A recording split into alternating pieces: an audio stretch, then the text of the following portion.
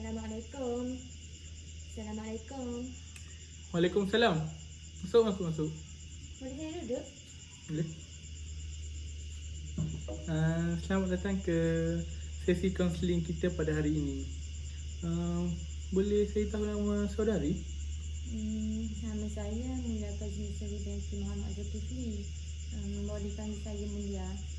Oh, Mulia. Mulia ni dari mana? Saya dari kuliah. Ada kuliah tadi. Kuliah. Macam mana kuliah? Okey tak? Alhamdulillah. Okey, baik je. Macam mana dengan jadual hari ni? Padat tak? Padat. Hari ni banyak kelas. Oh. Boleh tak saya tahu Mulia ni berasal daripada mana? Dari Pasir Mas Kelantan.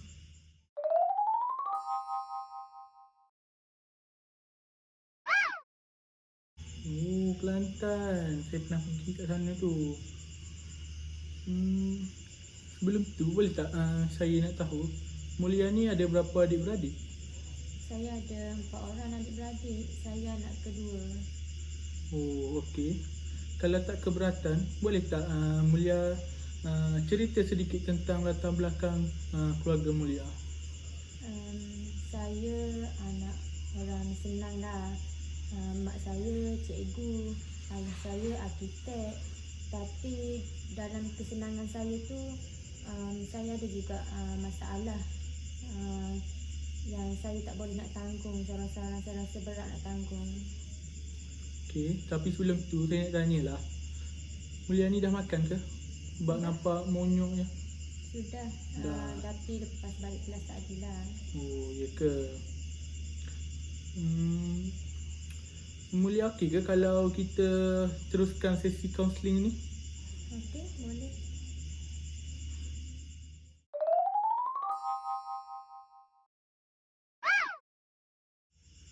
Okey Mulia, saya akan perkenalkan diri saya. Nama saya Ni Hafizuddin Berhadif. Saya merupakan kaunselor yang terlatih lah. Hari ini saya akan ceritakan sedikit tentang apa itu kaunseling.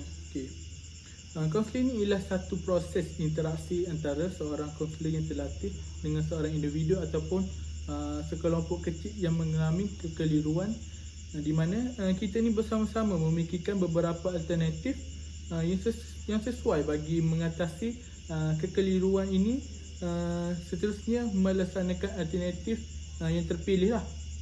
Okey, manakala bimbingan pula merupakan satu proses bantuan yang disediakan kepada individu untuk memerlukan pepanduan ke arah pemahaman, pengetahuan dan kemahiran dengan menentukan matlamat jangka pendek ataupun jangka panjang. Faham tak apa yang saya terangkan tu? Faham. Okey.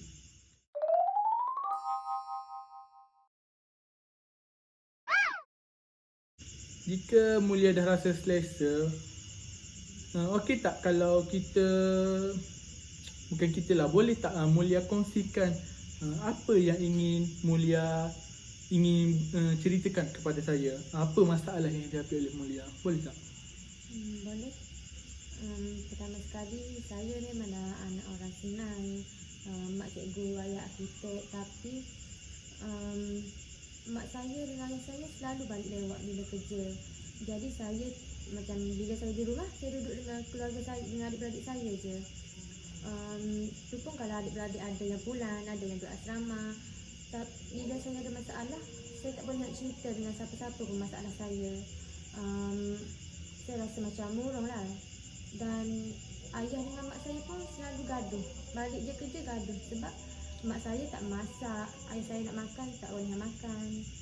Jadi saya rasa sedih dengan keadaan keluarga saya tu.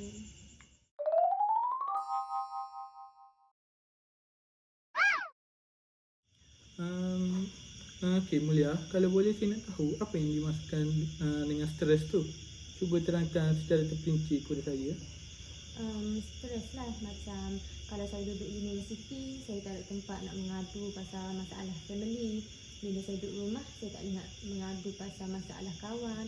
Saya jadi stres dengan keadaan sekeliling saya. orang lain kalau hari minggu pergi enjoy dengan kawan-kawan, tapi saya tak ada kawan nak pergi enjoy. Saya asyik duduk dalam bilik je. Jadi macam saya tak ada perhatian dari orang lain. Maksudnya saya duduk macam rasa kosong je. Perasaan saya kosong je. Itu je lah. Kiranya kat universiti pun awak tak ada kawan. Lepas tu kat rumah pun family abaikan awak ke macam mana? Family saya pun, mak saya asyik gaduh dengan ayah. Jadi saya rasa macam tak ada guna pun. Kiranya mereka ni tak beri kasih sayang sepenuhnya lah kepada awak. Awak rasa macam tu lah. Ya, betul. Bukan saya je, adik-adik saya yang lain pun rasa macam kami tak dapat perhatian daripada keluarga. Okey. Adakah Mulia rasa dengan keadaan Mulia sekarang ni, Mulia rasa terbeban dan tak kuat untuk hadapinya? Ya, saya memang rasa sangat-sangat terbeban dan rasa tak kuat. Rasa macam saya tangguh perasaan ni seorang-seorang je. Saya rasa kadang-kadang saya rasa murung, rasa sedih dengan keadaan saya. Rasanya menyesal lah hidup tu macam mana, macam tu lah. Kadang-kadang macam rasa tak guna hidup. Lagi? Kalau di rumah ibu bapa Mulia pernah tak pukul Mulia ke apa semua ke? Nak cakap pukul tu tak ada lah, tapi bila buat kerja tu asyik salah je di mata dia orang. Tak ada pun yang kena. Okey. Mulia ada cakap dekat saya yang Mulia ni rasa kesunyi lah sebab kawan-kawan pun tak ada. Lepas tu mak ayah pun tak bagi perhatian sangat, sibuk dengan kerja. Boleh tak saya tahu sejak bila Mulia rasa sunyi macam ni? Sejak daripada sekolah rendah lagi. Yelah bila kita dilahirkan daripada keluarga yang bekerja kan. So saya rasa memang saya kurang sangat-sangat kasih sayang daripada ibu dan ayah saya. Jadi saya rasa macam tak nak balik rumah. Perasaan tak nak balik rumah tu membuat-buat dalam diri saya.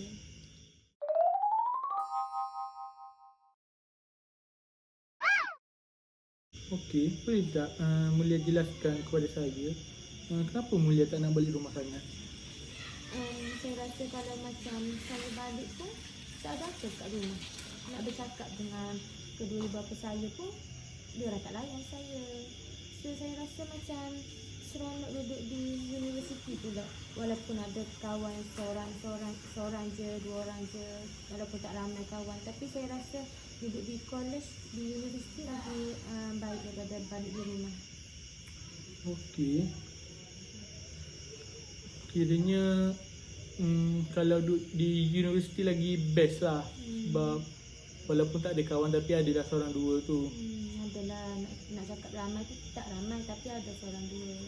Okey.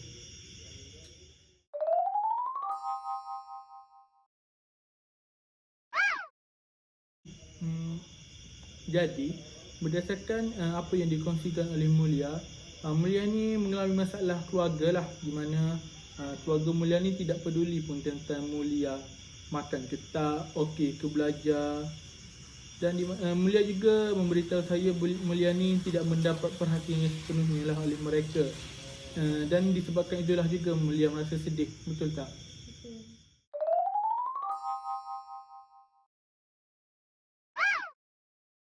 Okey. Untuk pendedahan Mulia lah, saya juga mempunyai kawan yang sama mengalami masalah seperti Mulia, di mana dia ni tidak dapat perhatian yang sepenuhnya oleh keluarga kerana keluarganya sibuk bekerja.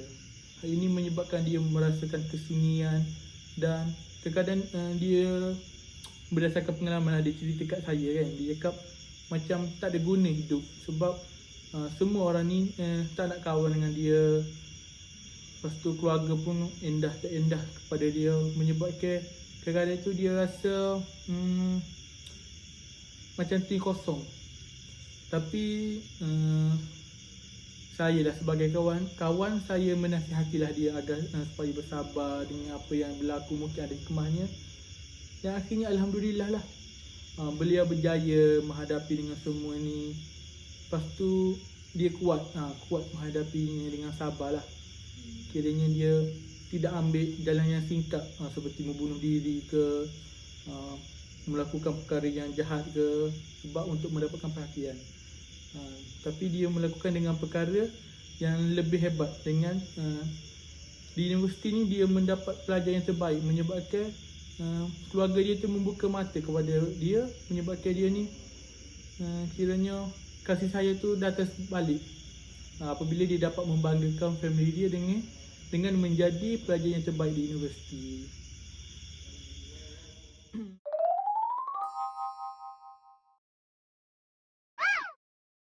Okey, melalui cerita yang saya cakap tadi dekat Mulia, apakah pandangan Mulia terhadap apa yang dikongsikan oleh saya sebentar tadi?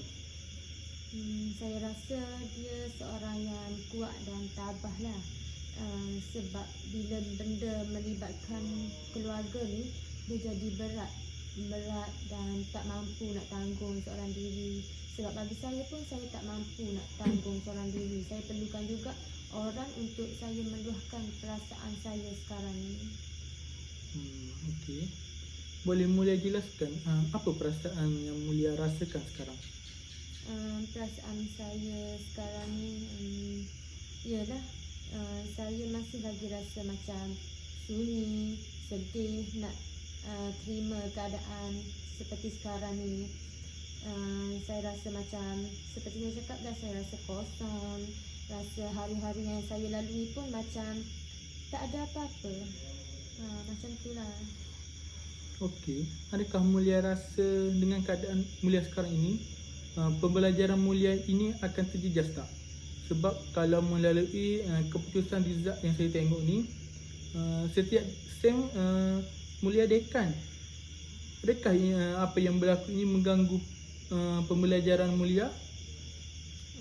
Adalah mengganggu pembelajaran saya tu. Tipulah kalau saya cakap tak mengganggu kan. Apa yang berlaku tu masih lagi mengganggu konsentrasi saya untuk belajar. Tapi saya masih lagi boleh teruskan untuk pembelajaran saya demi mencapai kejayaan saya dan cita-cita yang saya impikan dari kecil lagi. Saya rasa macam kalau duduk di universiti tu, jadi saya boleh belajar dengan tenang berbanding saya berada di rumah. Sebab di rumah tu saya tak ada rakan untuk berbincang, untuk membuat study group. Bila saya di college, saya boleh study group dengan kawan-kawan saya yang masih ada dengan saya walaupun saya dalam keadaan susah sekarang ni.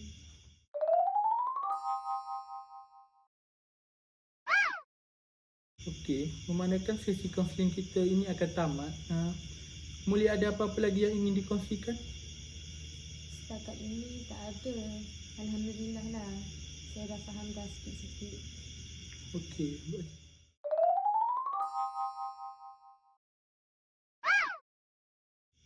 Okey.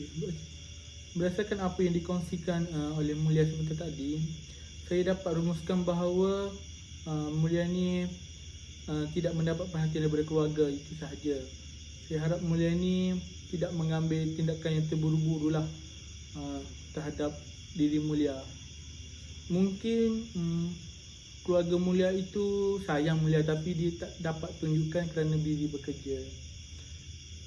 Sebelum menamatkan sesi kaunseling ini, saya berharap Mulia terus kuat dan tabahlah menghadapi rintangan yang dihadapi oleh Mulia.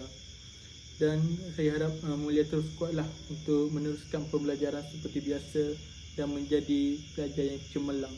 Sebab melalui data yang saya dapat, Mulia ni merupakan seorang yang pandai di dalam kelas.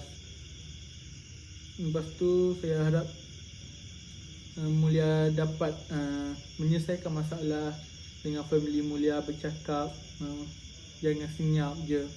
Dan saya berdoa lah agar masalah Mulia ni dapat diselesaikan dengan segera. Boleh tak? Boleh. Kalau macam tu, kita tamatkanlah sesi kaunseling kita pada hari ini. Nanti minggu depan awak datang lagi tau. Jangan tak datang pula sebab awak ni apa perlukan cakap apa? Perlu luahkan apa yang awak rasa. Tak boleh simpan seorang-seorang. Nanti datang minggu depan tau. InsyaAllah. Terima Okay. kasih cik. Okay, sama-sama.